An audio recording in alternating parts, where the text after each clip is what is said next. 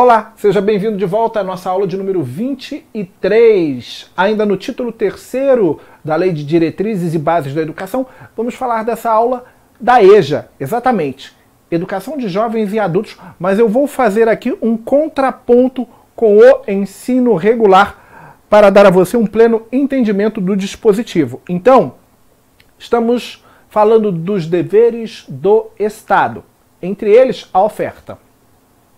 A oferta de educação escolar regular. Não confunda educação escolar regular, que é um serviço que deve ser prestado constantemente, sem interrupção, ele não pode ser eventual, com ensino regular, que pode ser tanto no horário noturno como no horário diurno. Então, uma coisa é educação escolar regular e outra coisa é ensino regular. Então aqui a gente está falando de oferta de educação escolar regular para jovens e adultos. Opa! Se eu estou falando de jovens e adultos, estou falando da EJA. Por quê? Porque houve aqui um descompasso. Se houvesse compasso, eu estaria falando de ensino regular. Então, para jovens e adultos, que por óbvio, se é para jovens e é para adultos, tem que ter características adequadas e modalidade adequada. No caso, a modalidade é a EJA, mas não seria a única, porque a EJA pode estar articulada com outras modalidades, a exemplo do profissionalizante ou da educação no campo.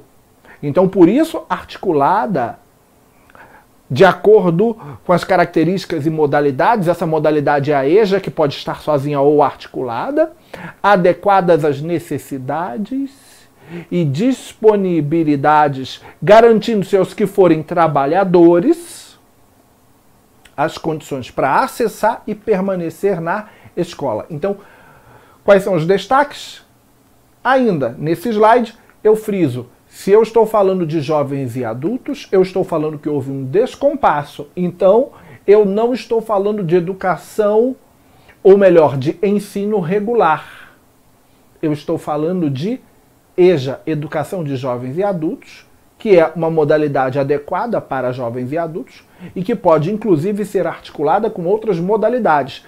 Se eu quisesse falar de educação de jovens e adultos dentro de um contexto de compasso, ano escolar, série, junto com a idade do aluno, eu não usaria o termo educação escolar, e sim o termo ensino regular, que estudamos na aula anterior. Então, falar de ensino regular é uma coisa, que foi o que estudamos no inciso 6º, e falar de educação escolar regular, que é o que estamos abordando nessa aula, é outra coisa. Não são sinônimos. O termo ensino regular está ligado àquele que ocorre no compasso, na sincronia, série ou ano escolar com a idade do aluno, e educação escolar está no sentido de uma prestação de serviço ininterrupta, não eventual. O artigo 208 da Constituição, só para deixar claro, se coaduna em seu inciso 1º com a regra expressa aqui no inciso 7º.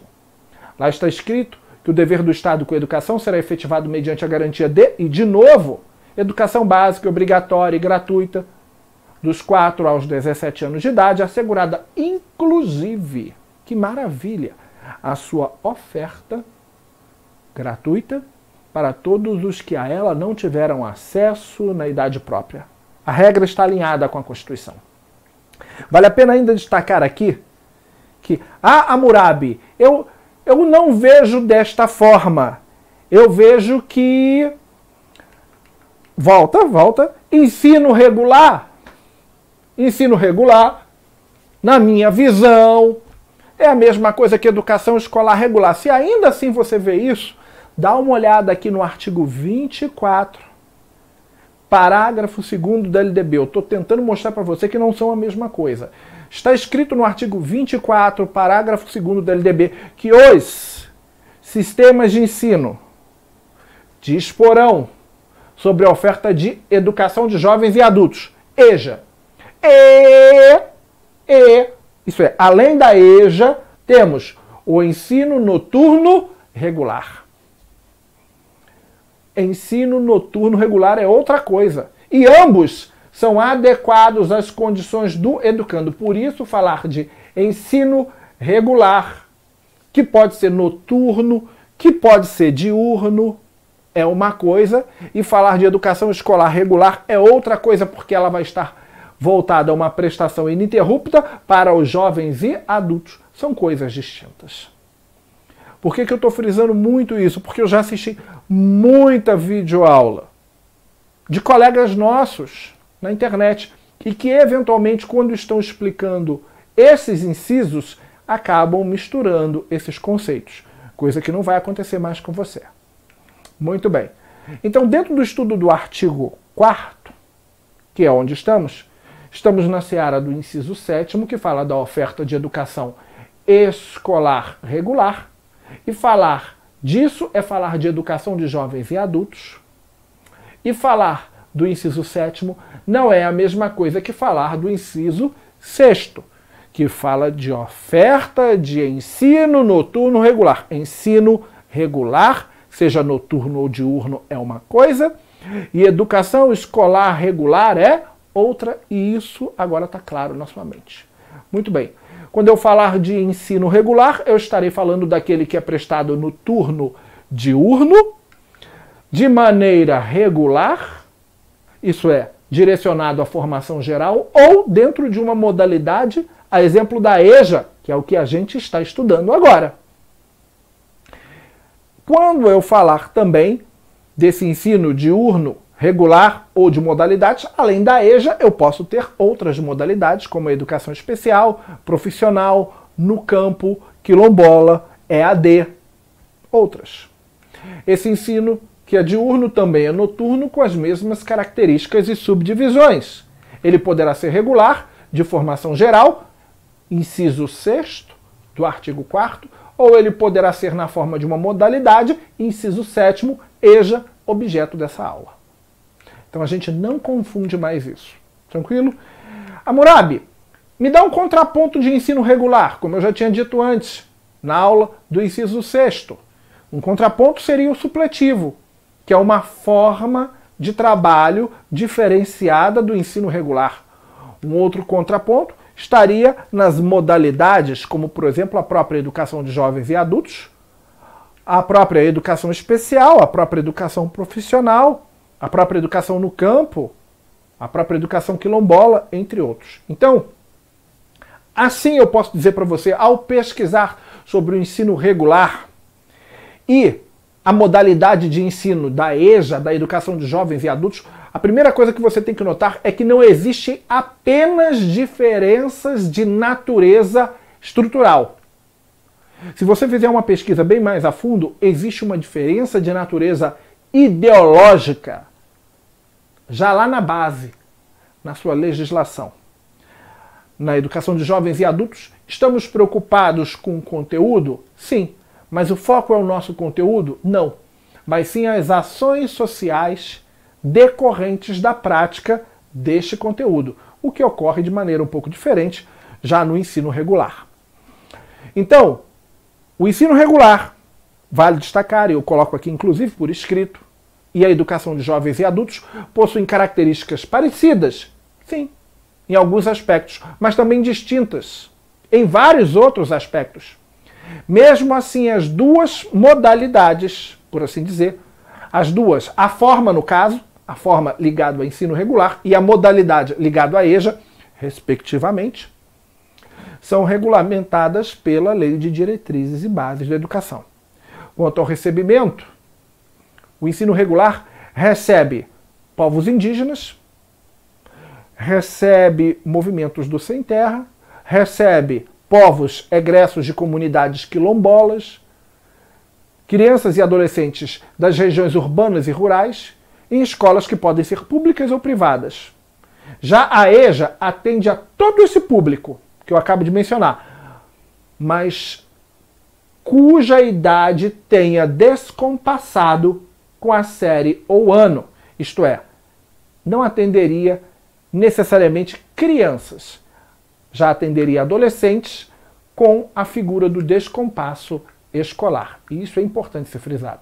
Então, O ensino noturno regular, ele tem muitas características, noturno regular, destacado no inciso anterior, na aula anterior, inciso 6º, ele tem muitas características diferenciadas da EJA e ele tem muitas características em comum. Por que que muitos professores acabam dando um nó quando vão trabalhar esse dispositivo aqui em sala de aula? Porque muitos são egressos de escola, trabalham no noturno e naquela escola tem EJA e naquela escola também tem ensino regular noturno. E aí quando olham aquilo, embolam tudo isso na sua visão, colocam tudo no mesmo caldeirão e está ali tudo junto e misturado, chamando aqueles alunos do noturno de alunos da EJA. E muitos alunos do noturno não são da EJA, são do ensino noturno regular. Esse é um grupo cuja idade ainda está compassada. E o da EJA é outro grupo com características diferenciadas em que ocorreu o descompasso da idade.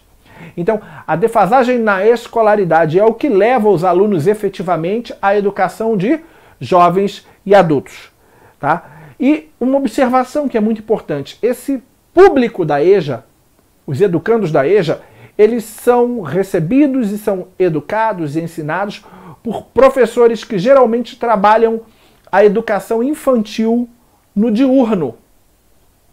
E aí eles acabam, esses professores, trabalhando com seus alunos da EJA, geralmente no noturno, mas também pode ser no diurno, mas eles geralmente acabam trabalhando os mesmos materiais que trabalham com seus alunos da educação infantil, do ensino fundamental ou dos anos do ensino médio, o mesmo material das turmas regulares, o que não é apropriado. Uma coisa é o material de uma turma regular de ensino fundamental ou ensino médio, outra coisa é o material da EJA. Esses materiais têm que ser diferenciados, porque o público é diferenciado.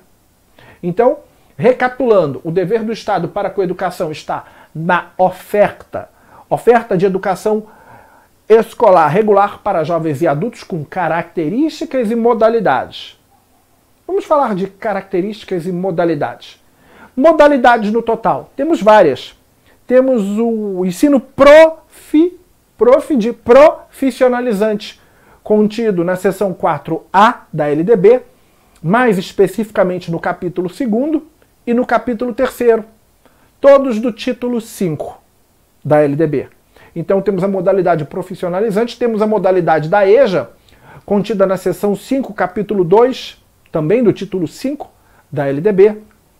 Temos a educação especial, do título 5, temos a EAD, temos a educação indígena, temos a educação quilombola, temos a educação no campo. Essas são as modalidades. E aí a EJA por si só é uma modalidade que poderá ser trabalhada de maneira articulada, preferencialmente com a educação profissional. Mas você pode trabalhar a EJA como modalidade articulada com a educação no campo, outra modalidade, articulada com a educação quilombola, outra modalidade, articulada com a educação indígena, outra modalidade. Por isso, dizemos aqui, recapitula, a oferta de educação escolar regular para jovens e adultos com características e modalidades adequadas. Por isso que o modalidades está no plural. Porque aqui nós temos uma conotação da EJA sendo trabalhada de maneira articulada com outras modalidades, com características e modalidades adequadas às necessidades e disponibilidades, garantindo aos que forem trabalhadores. Daí, a sua sensibilidade fala mais alto. Você tem que ter a percepção que uma coisa é falar de um educando trabalhador, outra coisa é falar de um educando empregado, porque a figura do trabalho é uma, a figura do emprego é outra. Então, nosso trabalho é direcionado, como professores, a educandos que trabalham não necessariamente dentro da figura de um emprego formal, mas na figura de um trabalho que pode envolver uma atividade autônoma, que pode desenvolver uma atividade na forma de aprendizagem, que pode envolver uma atividade na forma de um emprego, da prestação de diárias em serviços, entre outros. A ideia é que seja todo o trabalho direcionado ao trabalhador e não necessariamente a um empregado, que é uma figura restrita, contida dentro do universo do trabalho. E por fim, oferta de educação escolar regular para jovens e adultos com características e modalidades adequadas às suas necessidades e disponibilidades, garantindo-se aos que forem trabalhadores as condições. Condição de quê? De acesso e permanência na escola. Como é que a gente faz isso? Como é que a gente trata essa questão de condições para o trabalhador de acesso? Em primeiro lugar, se eu falo de acesso, é dando a ele o direito de conhecer que esse serviço está disponível para ele.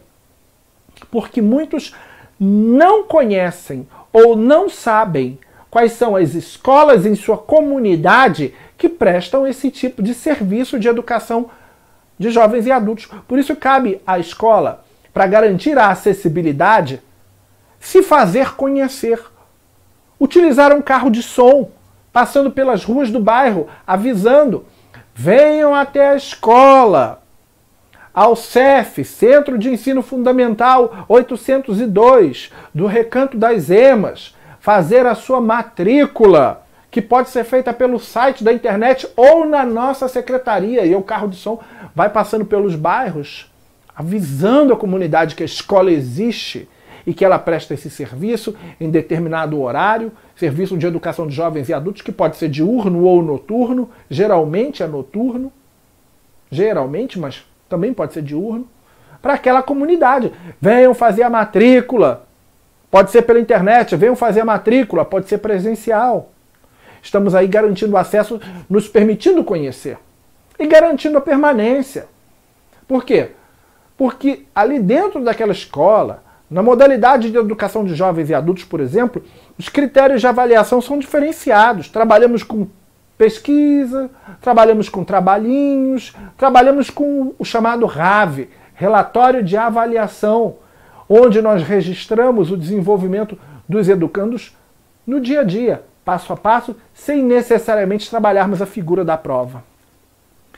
E outras condições que possam favorecer a permanência do trabalhador, como já mencionamos, que são condições que também são dadas no ensino noturno regular. Aquelas mesmas condições do ensino noturno regular também podem ser prestadas aqui, como um horário diferenciado, uma alimentação diferenciada, métodos de ensino e de avaliação diferenciados, como eu acabei de mencionar aqui, a figura da RAV, do relatório de avaliação, entre outros. Então estamos fechando aqui mais um bloco de aulas e eu espero realmente que esse estudo sequencial do inciso 6º e 7º tenha aberto a sua cabeça para esses dois dispositivos, para que você não venha a cometer nenhuma gafe quando estiver ensinando em sala de aula ou gravando alguma videoaula para o YouTube, para a internet, a respeito dos temas. Um grande abraço e até o nosso próximo encontro.